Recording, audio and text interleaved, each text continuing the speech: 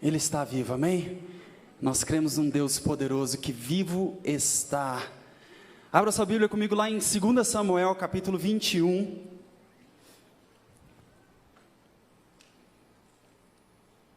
Segundo Samuel, capítulo 21. Eu vou ler do versículo 15 ao versículo 17. E meu desejo hoje é que Deus fale contigo, amém? Quem crê que Deus pode falar contigo hoje? Amém, eu creio. Então vamos ler. De novo, repita comigo, de novo. Fizeram os filisteus guerra contra Israel. Desceu Davi com os seus homens e pelejaram contra os filisteus, ficando Davi muito fatigado. Isbi-Benob descendia dos gigantes. O peso do bronze da sua lança era de 300 siclos. E estava cingido de uma armadura nova. Outras versões falam de uma espada nova. E este intentou matar a Davi. Porém Abissai, filho de Zeruia, socorreu-o, feriu o filisteu e o matou. Então os homens de Davi lhe juraram, dizendo: nunca mais, agora fala comigo, nunca mais, sairá conosco a peleja, para que não se apagues a lâmpada de Israel. Nós começamos esse texto do de novo, e terminamos com nunca mais. O sentimento que Deus tem colocado no meu coração hoje, é que algumas pessoas têm sofrido com inimigos recorrentes, tentações recorrentes, e muitas vezes a palavra que mais tem aparecido para elas é o de novo. Mas Deus trouxe forte no meu coração, Deus me deu essa palavra algumas semanas atrás, eu até preguei no Núcleo Jovem. Deus falou assim: fala para o meu povo que eu vou transformar o de novo no nunca mais. Algumas pelejas nossas, algumas batalhas, elas vão perseguir a gente durante a vida. Eu não sei se você percebeu, mas enquanto eu estava lendo esse texto, isso aqui Davi, ele tinha por volta de 40 anos, mas essa história aqui a gente já viu, um gigante filisteu querendo matar Davi, ou seja, outra vez, o mesmo inimigo, um inimigo que ele já tinha enfrentado lá atrás, quando ele era jovem, ele quis matar Davi, um gigante. É claro que não era o mesmo gigante, mas aqui há uma representatividade.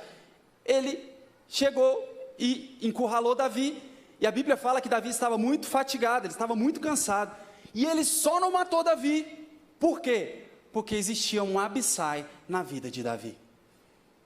E o que Deus está colocando no meu coração hoje aqui forte, enquanto eu vim aqui para casa de Deus, né? Vinha da minha casa para cá, pessoas principalmente nessa época de Covid, de lockdown, as pessoas sofrendo com doenças depressivas da mente, presas em coisas da mente, presas em outros pecados também, e Deus está falou claro no meu coração: fala para o meu povo que eles têm um Abissai na vida deles, e que esse Abissai é Jesus Cristo de Nazaré, e Ele não vai te deixar encurralado.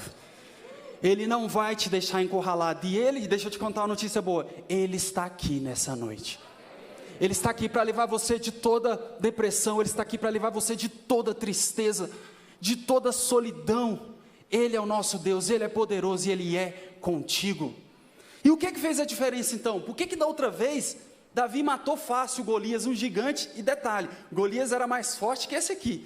Esse aqui, fala que o peso a lança pesava 300 ciclos, a de Golias era de 600 ciclos, era o dobro, ele era muito mais forte.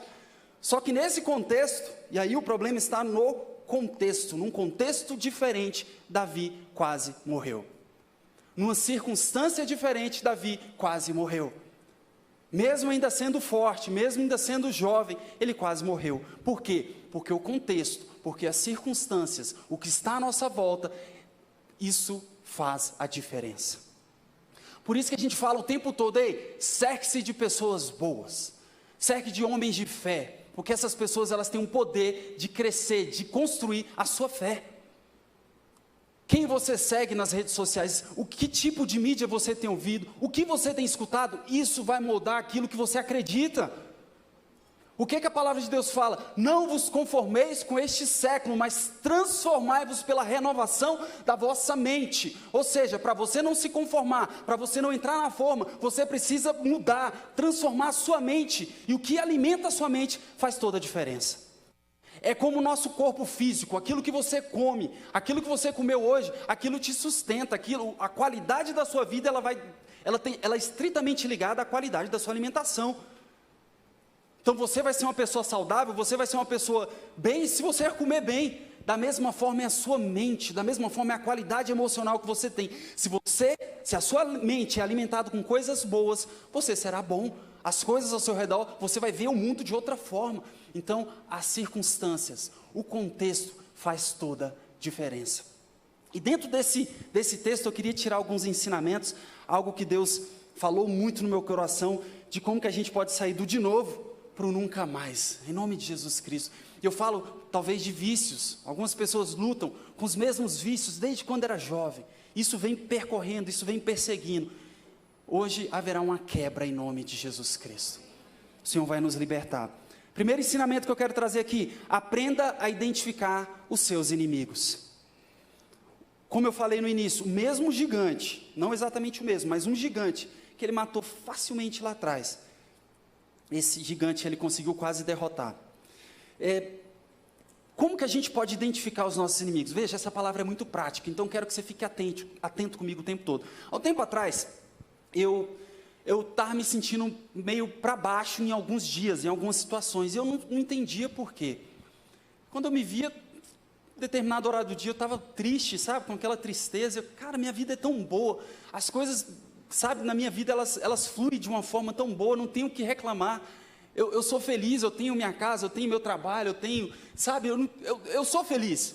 Por que isso está acontecendo? E Deus colocou no meu coração, Alex, identifica os seus inimigos. Quem é que está te fazendo ficar triste? O que está fazendo você ficar triste? E eu comecei a parar para pensar e analisar o meu dia.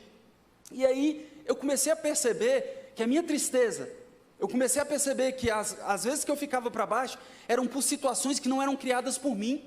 Eram pessoas que me ligavam com problemas, ou pessoas, muitas vezes da minha família, que faziam alguma bobagem, e eu tinha que resolver o negócio, e o negócio caía em cima de mim, e eu parei para perceber, falei, eu não vou ficar triste com essas situações, eu preciso identificar o meu inimigo para saber que Deus é poderoso, e Ele me ama, sabe por quê? Porque eu comecei a questionar, sem saber o motivo, o amor de Deus sobre a minha vida. Sabe quando você entra numa loucura mental, que, cara, cadê Deus? Como assim, cadê Deus? Olha para a sua vida. E eu falo para você hoje, olha para você, olha para os seus filhos, olha para o seu emprego, olha para o contexto ao seu redor. Não há motivo para tristeza, não há motivo para ficar triste, sabe por quê? Porque Deus, Ele te ama, mas você precisa identificar as estratégias do inimigo para te fazer ficar para baixo, porque ele é astuto, e ele vai fazer com que todas as pessoas, talvez que não sirvam a Deus, para jogar em cima de você o peso das falhas delas, muitas vezes. E eu comecei a perceber que pessoas ao meu redor faziam besteiras, eu andava corretamente, eu fazia as coisas direitinho, e o problema delas vinham para mim. Eu não fugi dos problemas, eu continuei batalhando, mas eu identifiquei e soube que aquilo ali não era criado por mim, mas era um inimigo que estava colocando aquele peso sobre mim. Vocês conseguem entender a diferença? Então você precisa identificar os seus inimigos. A Guerra do Vietnã, todo mundo já ouviu falar da Guerra do Vietnã. Ela é considerada o maior fracasso militar dos Estados Unidos. Para quem não sabe, ou nunca ouviu falar o contexto, a Guerra do Vietnã, na verdade, era uma guerra entre eles lá, o Vietnã do Norte contra o Vietnã do Sul. Só que o Vietnã do Norte era dominado lá, tinha como amigos e aliados a União Soviética, e do Sul, os Estados Unidos. E aí, naquela época, Guerra Fria, aquela história toda, vocês sabem como é que aconteceu. E os Estados Unidos resolveram entrar na guerra. E para você ter ideia dos números, olha só, 6,4 milhões de toneladas de bombas foram usadas no Vietnã. Isso é metade do que foi usado na Segunda Guerra inteira. Os Estados Unidos usou no Vietnã para tentar derrotar os inimigos dele, a metade do que foi usado em toneladas de bomba na Segunda Guerra inteira. E os Estados Unidos, eles não ganharam a luta. Muitos falam que eles perderam, e eles conseguiram cessar fogo lá na frente. Por quê? Porque os inimigos eram astutos. Quando você vê as curiosidades da Guerra do Vietnã, cara, aqueles caras eram demais. Eles construíam túneis subterrâneos que chegavam a 120 quilômetros de extensão. Gente, 120 quilômetros daqui em Anápolis, de túneis subterrâneos. Esses túneis chegavam a 20 metros de profundidade. Que loucura é isso aqui, ó, daqui para o teto acho que tem 6 metros, 5 metros, não sei. 20 metros de profundidade. Eles faziam enfermarias no subsolo, eles faziam cozinhas. Como que eles faziam com a fumaça? Eles tinham um sistema de chaminés que levavam a fumaça para quilômetros de distância. E eles, com essas estruturas, eles saíam, muitas vezes, com essa estrutura debaixo do campo do inimigo, eles saíam de noite, matavam o povo, e cadê os inimigos? Tem filmes aí falando sobre isso. Por que os Estados Unidos perdeu essa guerra? Porque ele não identificou o seu inimigo, ele não identificou a estratégia do inimigo. E eu não sei se já te falaram isso, mas o inimigo, eles têm estratégia para derrotar a tua família, para derrotar você, para te deixar para baixo. O que a gente precisa fazer como bons combatentes? Identificá-las. Eu já preguei sobre isso aqui. Tem um texto na palavra que fala que o leão, o inimigo, ele é como um leão que ruge ao nosso derredor, procurando a quem possa tragar. Quando a gente pensa num leão que ruge, é um leão que faz barulho? Sim ou não? Então o inimigo, ele faz barulho. Isso quer dizer o seguinte, que você sabe, nós sabemos as estratégias do inimigo. Você sabe quando você está indo por um caminho e você sabe que aquilo ali não vai dar certo, que aquela história não vai dar certo. Às vezes é uma historinha no Instagram, isso aqui não vai dar certo. É o inimigo rugindo, é ele avisando. E mesmo assim, muitas vezes a gente cai na cilada do inimigo. Não por falta de aviso, porque o inimigo ruge. Então você precisa ficar atento às estratégias do inimigo, às pessoas que estão perto de você. O que ele vai fazer para te derrotar? Porque o prazer dele é destruir alguém, é destruir um homem de Deus. E nós não vamos deixar que isso aconteça, amém? Nós não vamos deixar. E muitas vezes a provação, e eu estou falando de situações de você ser provado, elas vêm com a permissão de Deus. Então o inimigo, ele vai te provar e Deus permite. Pastor, como que você sabe isso? A palavra fala sobre isso. Lá em Marcos capítulo 1, versículo 12, quando Jesus foi tentado, olha que interessante, eu acho que eu preguei sobre isso aqui. Olha o que fala o texto, a partir do versículo 12. E logo o Espírito o impeliu para o deserto. Que Espírito foi esse? É o Espírito Santo de Deus. Se você pegar um pouco antes, você vai ver que Jesus tinha acabado de ser batizado. E desceu sobre ele uma pomba, o Espírito Santo. E logo em seguida fala assim, o Espírito o levou para o deserto para ser tentado. Quem foi que o levou para ser tentado? O próprio Deus, foi com a permissão de Deus. Mas quando Deus permite que a tentação venha sobre as nossas vidas, e ela vem, com certeza virá, não é para você ser derrotado, mas é para você ser fortalecido. É mais ou menos uma árvore do cerrado. A árvore do cerrado, ela tem aqui a casca grossa. Por quê? Por conta do fogo. E quando vem o fogo, ela vai cada vez ficando mais fortalecida. E aquilo vira parte do ecossistema dela, até que ela precisa do fogo para prosseguir. Quando a gente chegar nesse nível de saber que as tentações, que as dificuldades vêm sobre a nossa vida, para o nosso crescimento, tudo muda na nossa vida. A gente para de ficar para baixo, a gente para de ficar questionando Deus nas nossas vidas. Deixa eu te falar, Deus te ama e ponto final. Ele é por você e ponto final. Você só precisa entender que você precisa chegar lá fora, lá longe, sem ficar questionando o momento. Então você precisa identificar para poder gerenciar. Repita comigo, identificar para gerenciar. Quando a gente fala de finanças, a gente fala muito para o pessoal aqui, você quer arrumar suas finanças? Sabe o que você tem que fazer? Você tem que anotar os seus gastos. Por quê? Por que anotar os meus gastos? Para você saber aonde você está gastando. Então, normalmente, os especialistas falam o seguinte, ó, você vai ficar 2 meses, você vai ficar 1 mês, você vai anotar tudo. Ah, comprei uma balinha ali, anote. Comprei não sei o que, anote. Por quê? Porque você está identificando os ralos das suas finanças. E lá na frente, quando você pegar 2 meses de anotação, você vai ver que você gastou muito dinheiro com comida. Gastei muito dinheiro com videogame. Gastei muito... E quando a pessoa é desorganizada financeiramente, ela não tem noção de onde vai o dinheiro dela, não é verdade? Meu dinheiro acaba, simplesmente acaba, pastor, não sei o que é. Aí vai anotar, vai ver, é com bebida, é com porcaria. E só é possível arrumar as finanças de alguém quando é possível identificar aonde estão os ralos. Isso são os inimigos. Isso serve para tudo nas nossas vidas. Então deixa eu te falar, o que te faz ficar triste? O que te faz questionar Deus? Quais as pessoas que te fazem questionar Deus? Quais as situações que te fazem talvez questionar Deus? O que tem feito você pecar? Quais as pessoas que te levam para o brejo? Quais as pessoas que te levam a questionar a sua fé, que questionam sua fé? Quem são essas pessoas? Quem são os seus gigantes? Para que você possa tirá-los da sua vida. Vocês estão entendendo o que eu estou falando? Talvez sejam amigos, amigos de longas datas. Talvez seja um namorado, uma namorada. Eu não sei o que é, mas nós precisamos tirar esse gigante da sua vida. Quem está entendendo, diga amém. Segundo princípio que eu vejo aqui, nós precisamos cuidar do contexto.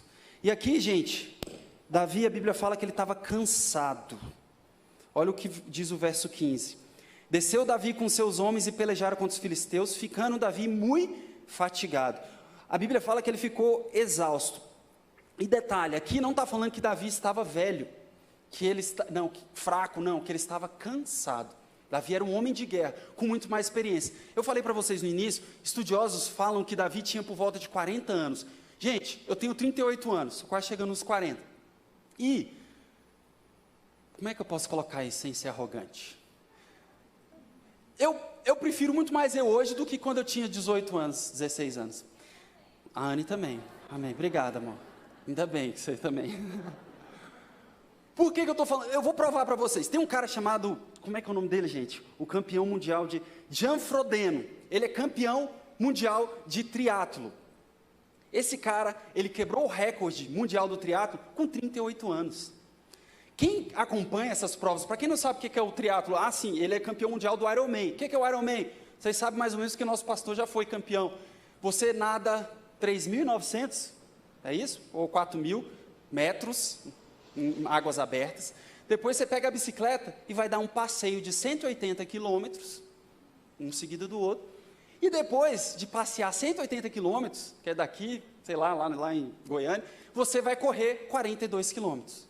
Essa é a prova. Então começa de manhã, vai até a noite. E o campeão de todas as categorias, o top de todos, ele conseguiu estabelecer o recorde com 38 anos. Então você, jovem, que está me ouvindo, que tem 38, 35, ou você que tem 18 anos, deixa eu te falar, calma lá, falta muito para você ainda. 40 anos, ele estava no auge. As categorias mais concorridas dessas provas é o pessoal de 35 para cima. São os velhinhos. Os velhinhos não, né? Então, ele estava no auge. Eu até brinquei quando eu preguei no Clojão, não sei se eu posso brincar aqui também. Eu vi um estudo, agora eu vou falar para as mulheres, que a mulher ela alcança o auge da sua beleza aos 35 anos, mais ou menos. Olha aí. Então fique tranquilo. Você que tem menos de 35, se acha feinha, você tem até os 35 para melhorar. O que eu quero dizer para vocês, não era fraqueza, ele não estava velho, ele estava no vigor físico, mas o contexto, ele vinha com muitas batalhas, batalha atrás de batalha. Isso fez com que ele cansasse. Certo dia eu estava na academia, quem treina, né, sabe do que eu estou falando. Tem um treino que é chamado de drop set. O que é o drop set? Você pega um peso não tão pesado assim, e faz, o máximo que você quiser. E um dia eu estava fazendo um drop set, eu acho que de ombro, sabe aquele exercício, você pega aqui os halteres e fica assim, né? E aí eu estou aqui, como é que é o nome do exercício? Elevação lateral, obrigado. Eu estou aqui fazendo tal, e aí quando você está com um músculo que você não aguenta mais, o que você tem que fazer? Diminuir o peso e fazer. Só quando você diminui o peso e faz, ainda assim fica pesado. E eu estava lá, com um pezinho, acho que era 2 quilos, eu não lembro o que era, um negócio ridículo. E aí eu estou aqui, e aí passou uma menina, uma adolescentezinha olhou para mim assim, riu, e saiu. Vontade que deu foi de gritar, você não sabe o contexto. E de fato eu estava com 4 quilos e estava morrendo, por quê? Era um peso que eu levantaria tranquilamente, mas por conta do contexto, ele ficou pesado para mim. Quem está entendendo onde eu quero chegar aqui? O que eu quero falar é o seguinte, que inimigos, eles ficam mais fortes quando você está cansado, quando sua mente está sobrecarregada, quando você não está fazendo as coisas certas, quando você está cansado fisicamente, emocionalmente, em todos os aspectos. Gente, a gente fala de uma guerra espiritual, mas existe uma guerra que ela é lógica, que ela é física, que ela é material. Você precisa estar descansado para seguir com a sua vida. Você precisa estar bem, e tem muita gente com excesso de trabalho, tem muita gente com excesso de cobrança sobre os seus ombros, excesso de dependentes. Quando eu falo de dependente, não é filho não, que também cansa um pouco, muitos filhos. Às vezes, sabe o que é o excesso de dependência? São pessoas, você é aquele cara, o resolvedor da sua família. Quem se identifica aqui? O resolvedor é aquele que todas as buchas da família vão cair em cima de você. Pode ser o que for, não, fulano vai resolver. Ah, não sei o que, tem que fazer um inventário. Não, fulano. Ah, não vai, tá dando trabalho. Fulano, tem que pedir dinheiro emprestado. Fulano, tá dando trabalho, vai morar na casa de quem? Fulano. E sabe o que vai acontecendo? Vem um fardo sobre a vida dessas pessoas. E aí, um pequeno inimigo, ele se torna grande, por conta do contexto. Outra coisa nesse contexto aqui, Davi, ele se deixou ser encurralado. Ele ficou sem saída. Muitas vezes a gente brinca com as coisas, brinca com os pecados, brinca com situações, e você fica encurralado naquela situação, e você não consegue sair dela. Você se lança tanto, você se dá tanto emocionalmente, que você fica encurralado. Ontem eu estava falando no Núcleo Jovem, estava falando num contexto diferente, eu contei uma experiência que eu tive, e eu vou contar aqui, que é com a operadora de internet. Eu estava falando no Núcleo Jovem o seguinte: se alguém, uma instituição, ela tem o poder de te fazer esperar, é porque ela exerce um poder grande sobre a sua vida. Como assim? Aqui no meu sentido, no sentido que eu quero dar para vocês, eu estou falando de ser encurralado e você não ter saída. Eu estava um dia, eu vendi meu apartamento ali no Guará, morava no Guará, e mudei para Águas Claras. E lá no Guará nós tínhamos a internet da NET, que eu não gostava de jeito nenhum, me dava muito trabalho. Eu falei, eu quero mudar de internet de provedor. E aí fui para Águas Claras e tentei, gente, todas as formas, fui na Vivo, fui na TIM, fui não sei aonde, e todos falavam a mesma coisa: ó, não tem espaço lá no RAC para você, não tem como. E fui todos os provedores de internet que existia na face da terra, não tinha. A única que tinha era quem? NET. E aí fiquei 1 ano sem internet, da raiva que eu estava, da bronca que eu estava. Só que aí começou esse negócio de Covid, não sei o quê, eu falei, vou ter que contratar a internet. E aí fui, liguei para a NET, a gente tem internet sim, a atendente me falou. Falei, não, então tá bom, vamos lá. Como é que faz? A gente precisa agendar, senhor, e nós temos terça-feira, tá bom, terça-feira, que hora que ele vai passar para eu me organizar, né, não sei o quê. De 8 às 17 horas. Eu falei, o quê? Não tem como marcar um horário, não, assim, um horário específico. Falou, não, senhor, de 8 às 17 horas. Eu falei, então quer dizer que eu tenho que ficar lá, esperando de 8 às 17 horas, não ir para o trabalho, ou então pedir para minha esposa não ir trabalhar, para ficar esperando a boa vontade do homem chegar lá e me atender. Aí falou, senhor, o senhor quer? Eu falei, por favor, sim. Por quê? Porque eu não tinha saída. E aí o que aconteceu? O miserável não foi. Aí você pensa a minha raiva, irmão. Porque eu tirei o dia de trabalho, eu fiquei lá, para o cara ir lá instalar um negócio. Eu fiquei com muita raiva. Eu liguei para a mulher, ô senhora, é o seguinte, me ligaram ontem, marcando para terça-feira, e eu vim aqui, de 8 às 17, não apareceu ninguém. Eu quero saber como é que vai ficar isso. Aí a mulher falou, senhor, a gente pede desculpa, o que a gente pode fazer é marcar um outro dia. Tá bom, então marque. Nós temos quarta-feira, que horário? De 8 às 17 horas. Eu falei, não, vocês estão de brincadeira. Por quê? Eu já estive ontem, de 8 às 17, não tem como você marcar um horário, eu vou lá, eu fico. Como é que eu vou arrumar alguém para... Não tem como. Isso é um absurdo, tem que ter alguém, algum órgão fiscalizador disso, a gente fica na mão dos caras. Aí, ela falou, senhor, infelizmente é assim, o senhor quer? Eu falei, sim, por favor. A sorte é que minha empregada estava nesse dia, eles foram lá instalar. Mas por que isso aconteceu? Porque eu não tinha saída. Eu fui encurralado. Na minha situação, eu não tinha realmente saída, não tinha como me deixar não encurralar. Mas existem situações nas nossas vidas que você pode sim não se deixar encurralar. Porque se nós chegarmos a esse ponto de não termos saída, fica muito difícil de vencer os nossos inimigos. Você precisa prestar atenção naquilo que você tem vivido, nas coisas que você tem feito, o que você tem olhado. Muitas vezes nós paramos de ler a Bíblia, nós nos afastamos de Deus, nós deixamos de lado o nosso Rei, o nosso Salvador, e a gente se coloca numa situação que nós somos encurralados. E aí, para te tirar dessa situação, só existe uma opção, um abissai na sua vida. E vindo para cá, Deus falou muito claro no meu coração: fala para o meu povo que eu sou o Abissai deles. Que quando eles estiverem encurralados, talvez chorando, talvez com dificuldades, talvez no luto, eu vou ser aquele que vou livrar a vida deles. Versículo 17 fala bem assim: porém Abissai, filho de Geruia, socorreu, feriu o filisteu e o matou. Então os homens de Davi lhe juraram, dizendo: nunca mais sairá conosco a peleja, para que não apagues a lâmpada de Israel. E aqui o Abissai, ele pode significar duas pessoas, dois tipos de pessoas. Primeiro, a figura de Cristo, já vou falar mais sobre ela. Mas segundo, um amigo seu. Nesse contexto de Davi, Abissai era um colado, era amigo dele. Se você pegar e procurar o nome Abissai na Bíblia, você vai ver que em todas as batalhas ele estava com Davi. Quando Davi foi no exército de Saul, numa noite lá, eles estavam dormindo, ele falou assim: quem vai comigo lá no acampamento? Abissai foi quem foi com ele. Os dois sozinhos, no meio do exército lá, todo armado para matar ele. Abissai é um cara que foi um gigante de guerra. Nós precisamos caminhar com pessoas boas.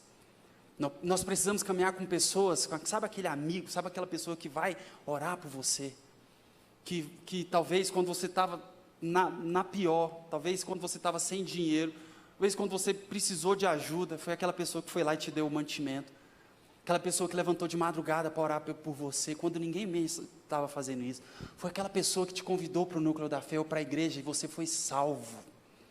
Esse é um Abissai na sua vida, e muitas vezes a gente se esquece dessas pessoas. Um dia desse eu estava lembrando da minha tia, que me apresentou o núcleo da fé, muitos anos atrás. A igreja era lá na Academia Peixoto. Ela falou bem assim: tem uma igreja, uma comunidade que abriu aí no Bandeirante, vai lá visitar, 30 e poucos anos atrás. E nós fomos, aceitamos a Cristo como meu Senhor e Salvador, como nosso Senhor e Salvador, e hoje eu estou aqui, pastor, pregando para vocês. Por quê? Porque um Abissai se levantou na minha vida. E mais do que procurar Abissais, nós precisamos ser esses Abissai na vida das outras pessoas. Quem você pode influenciar? Quem você pode pegar encurralado e falar: ei, vem cá, inimigo, eu vou te tirar daí. Eu vou matar o seu inimigo, eu vou orar por você, eu vou clamar por você, eu vou pagar um preço por você. Se você precisar de oração, eu vou estar orando por você. Se você precisar de mantimento, eu vou trazer um mantimento para você, porque Deus me colocou na sua vida como um Abissai. Um Abissai, ele tem o poder de aconselhar. É aquele seu amigo, é aquela pessoa que fala para você: cara, não faz isso não, vai dar ruim esse negócio. Ele te protege, aquela pessoa que te protege do mundo, dos pecados, da mulher maliciosa, da bebida, dos vícios. E mais importante, é aquele que não deixa a sua luz apagar. A gente viu no texto que Abissai chegou, livrou Davi, ele era o rei de Israel, e se ele morresse, a nação como um todo, ela fica enfraquecida quando o seu rei morre. E o que eles falaram: você é muito importante, você vai ficar em casa. Eles protegeram, eles falaram assim: para que não se apague a luz de Israel. Nós devemos ser essas pessoas que fazem com que a luz dos outros brilhem. Nós precisamos, enquanto igreja, fazer com que a luz do meu colega, a luz do outro membro, a luz dos nossos familiares, eles brilhem. Eu tenho falado, eu tenho que parar de falar e começar a fazer. Eu falo que eu vou escrever um livro sobre aquele texto que Cristo fala da gente ser luz, a luz do mundo. Isso tem queimado muito no meu coração, principalmente em relação a talentos. Por muito tempo, a igreja evangélica, ela foi formatada para esconder os talentos. Como assim? Um músico que toca bem, cara, sabe, aquele cantor top. A gente sempre foi treinado para baixa a bola. Olha aí, olha aí. Às vezes o cara destrói, é um cantor excelente. A gente nem canta lá essas coisas todas. Por quê? Deixa Cristo brilhar, né? Você menos aí, menos. E a gente foi formatado para esconder, para tampar os talentos, com a pretensão de falar: ó, é Cristo que tem que brilhar. Eu entendo isso, Cristo tem que brilhar. Mas por que o próprio Cristo falou assim: ei, vocês são como a luz, vocês precisam ser como luz? E ele fala mais: não se pode edificar uma cidade, não se pode esconder uma cidade edificada no monte. Por quê? Porque ela brilha.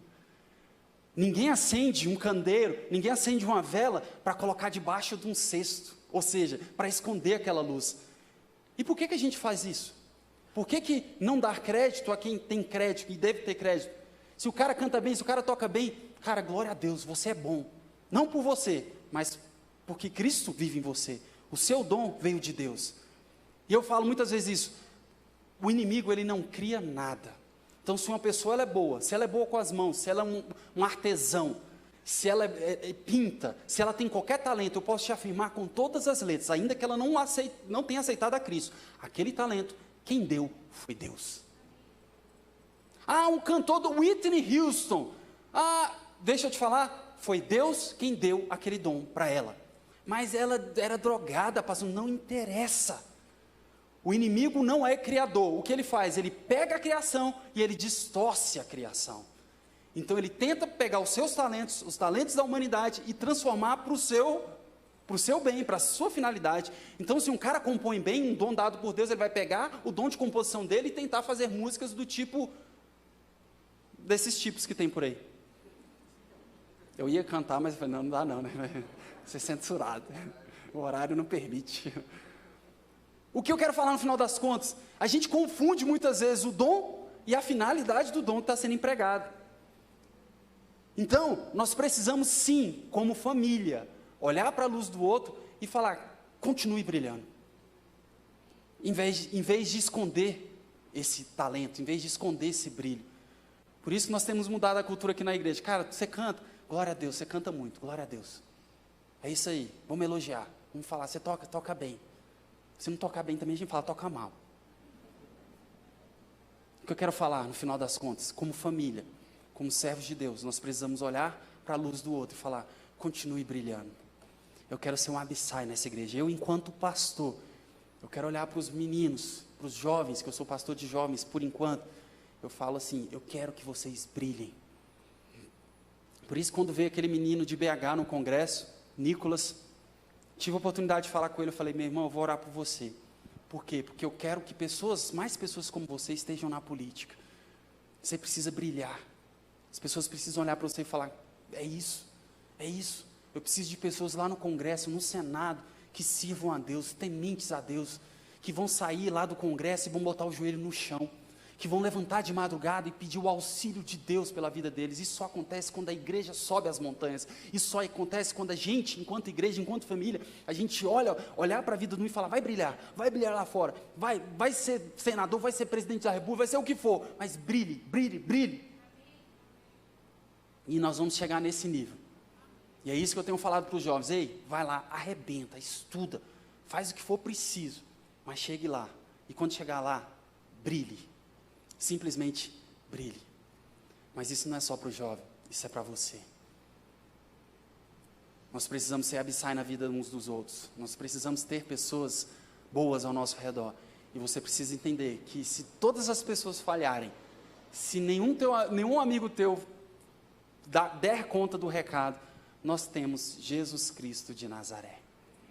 Ele é aquele que pega aquele que está na lama, que tira aquele que está na lama e fala, ei, vem aqui, eu vou deixar sua luz brilhar de novo. Eu vou fazer com que você cresça outra vez. Eu vou te dar uma nova chance.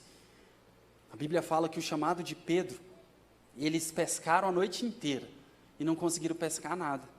E aí vem Jesus e dá uma nova chance para eles. Ele fala o seguinte, pesca de novo. A mesma coisa que eles fizeram a madrugada inteira, que não tinha dado certo. Parece meio ilógico isso, né? Ele fala, pesca de novo. Por quê? Porque o contexto era diferente nessa hora. Havia uma ordem vinda do rei. E eles fizeram o que eles eram acostumados a fazer. E a Bíblia fala que foram muitos peixes, muitos peixes. Por quê? Porque Deus deu uma nova chance. É tempo de novas chances, amém? Quero te convidar a ficar de pé.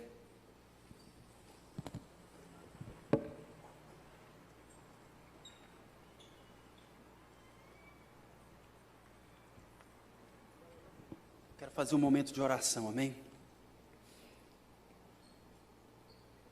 Eu creio que essa pandemia ela tem destruído muitos lares, é verdade, não somente com as mortes, mas tem destruído a mente de muita gente. Quantas pessoas chegam para a gente com síndrome de pânico, depressão e outras coisas mais. E esses inimigos, eles na verdade, eles só estavam escondidos, né? A verdade é essa. E Deus falou claro ao meu coração, fala para o meu povo que eu sou o Abissai deles. Eu sou o Abissai, eu vou restaurar. Feche seus olhos aí no seu lugar.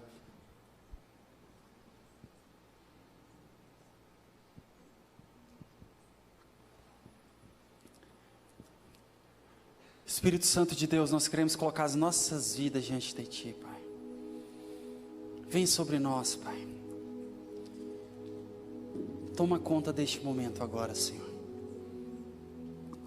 Eu quero que você, aí onde você está, na sua casa ou aqui no templo, que você identifique o seu inimigo, amém? Quais são? Quem são? Quais situações têm te afligido, têm te abatido? Qual é, talvez seja uma amizade, talvez seja um vício recorrente, talvez seja a sua mente, talvez seja falta de motivação, você anda desmotivado para as coisas, você não acredita em si, autossabotagem, você não acredita no potencial que Deus te deu, você não acredita que Deus pode te levar a lugares altos. Eu quero que você identifique o seu inimigo. Nós vamos orar e clamar para que o Abissai venha sobre a sua vida. E Ele está aqui. E Ele está aí na sua casa, onde você está. Eu quero que você feche seus olhos. Nós estamos prestando um culto, amém? Ao Rei dos Reis, Senhor dos Senhores. Então, aí onde você está, seja na sua casa, eu quero que você feche seus olhos e comece a orar. Identifique agora seus inimigos. Identifique seus inimigos.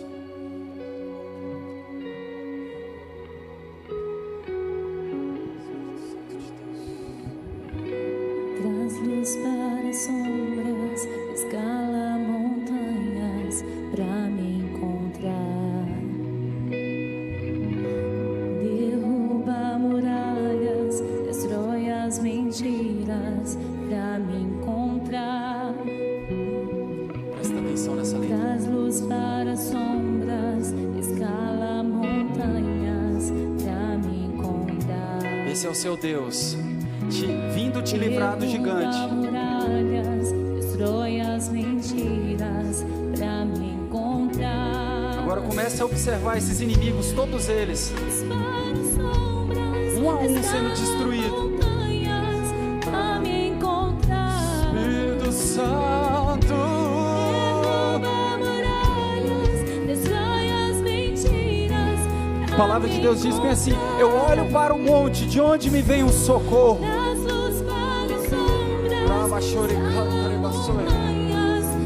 E o meu socorro vem do Senhor, e Ele vem no seu cavalo branco.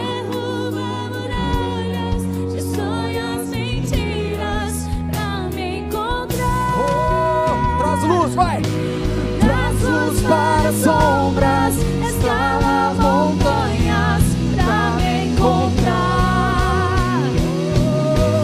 Derruba muralhas, destrói as mentiras pra me encontrar. Traz luz para sombras, Ele vem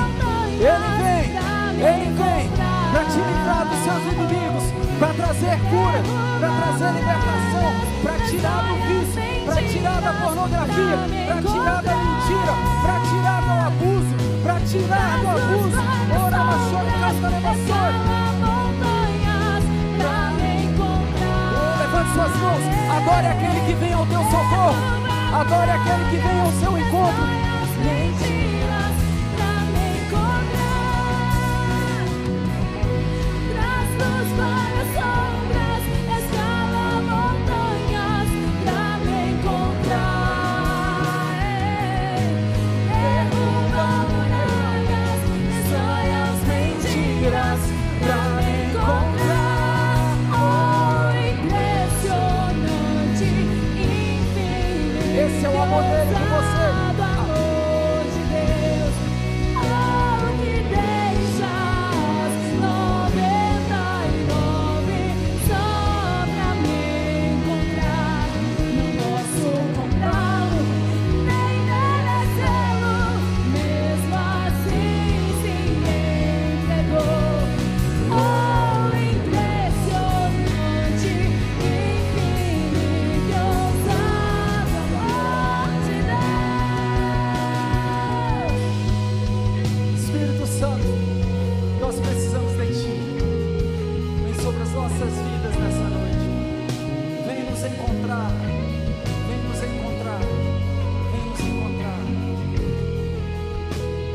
no seu coração, repita essa oração após mim. Senhor Deus, eu sei que o Senhor é por mim, e se o Senhor é por mim, nada vai me faltar.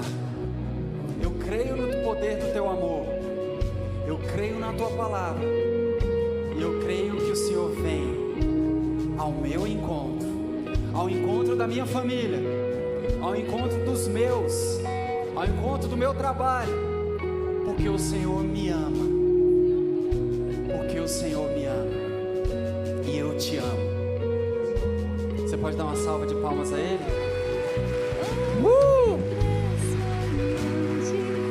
Ele está vindo ao seu encontro, amém? Fique tranquilo, Ele é poderoso. E apesar de nós sermos falhos, deixa eu te contar uma história, Ele te ama.